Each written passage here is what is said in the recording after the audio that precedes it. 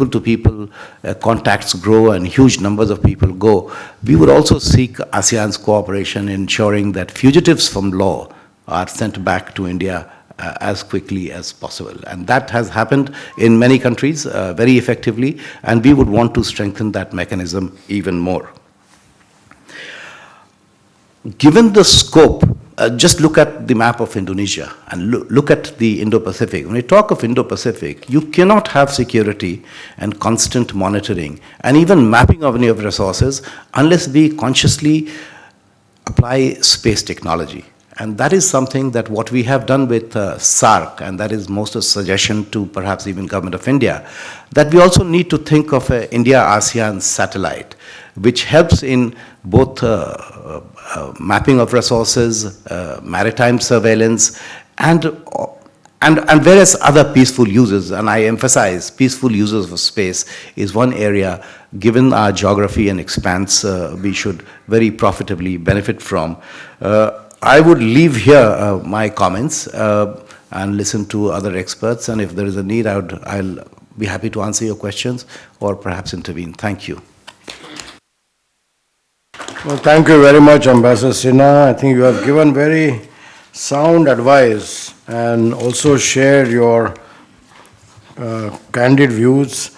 You are dealing with this area, these issues, just till recently, and therefore your experience and your knowledge of these matters is really very fresh, and I'm glad that you spoke on these matters where our colleagues from ASEAN are also present.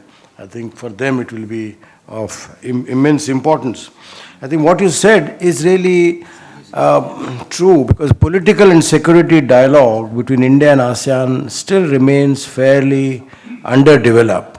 Maybe we have not been able to still fully share our concerns, our reservations, and there are external factors involved in this about whom we do not wish to talk openly with ASEAN and ASEAN with us. I think this is a practical problem, and I think in that context, what we have started, we are dealing with relatively non-controversial issues to start with, like disaster relief or issues like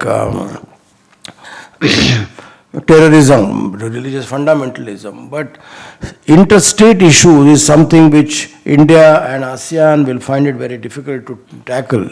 And I think that would require even higher level of mutual confidence.